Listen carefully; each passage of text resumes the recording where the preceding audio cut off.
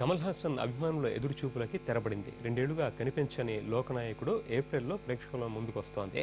ఉత్తమ villain release కి ముహూర్తం ఖరారు చేశారు కమల్ హాసన్.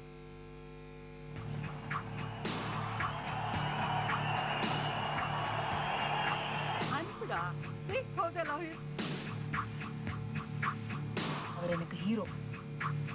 நீங்க வில்லன்.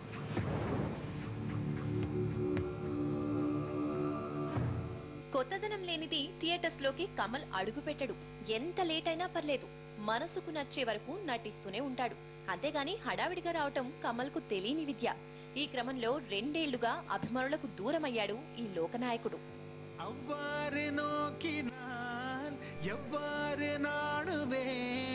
கண்ணாடி முன்னின்று பார்த்து கொண்டேன், ஒன்றாக செய்திட 100 நாடகம் ஒத்திகைகள் செய்து எதிர்பார்த்திருந்தேன். எதிர்பாராமலே அவன்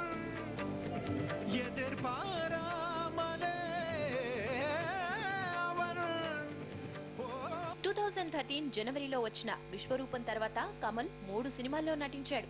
అయితే ముందు మొదలుపెట్టిన విశ్వరూపం 2 గ్రాఫిక్స్ కారణంగా లేట్ అయింది. టెక్నాలజీ కారణంగా ఉత్తమ విలన్ కూడా ఆలస్యమైంది. ఈలోగా మొదలుపెట్టిన దృశ్యం తమిళ రీమేక్ పాపనాశనం పూర్తయినా ముందుగా ఉత్తమ విలన్ ని థియేటర్స్ లోకి తీసుకొస్తున్నారు. మార్చి 1న ఆడియోను, ఏప్రిల్ 2న చిత్రాన్ని రిలీజ్ చేస్తున్నారు.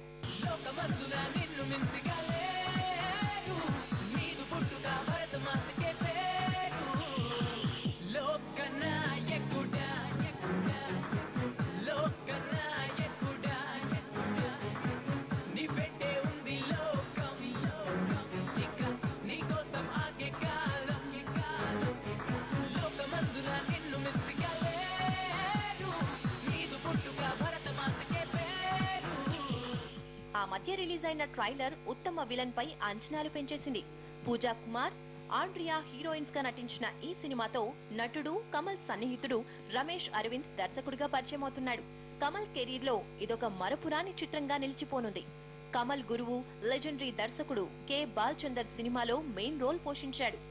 ఆయన నటించిన చివరి చిత్రం కావడంతో ఉత్తమ విలన్ హిట్టే గురువు గారికి అసలైన నివాళి అని భావిస్తున్నాడు కమల్.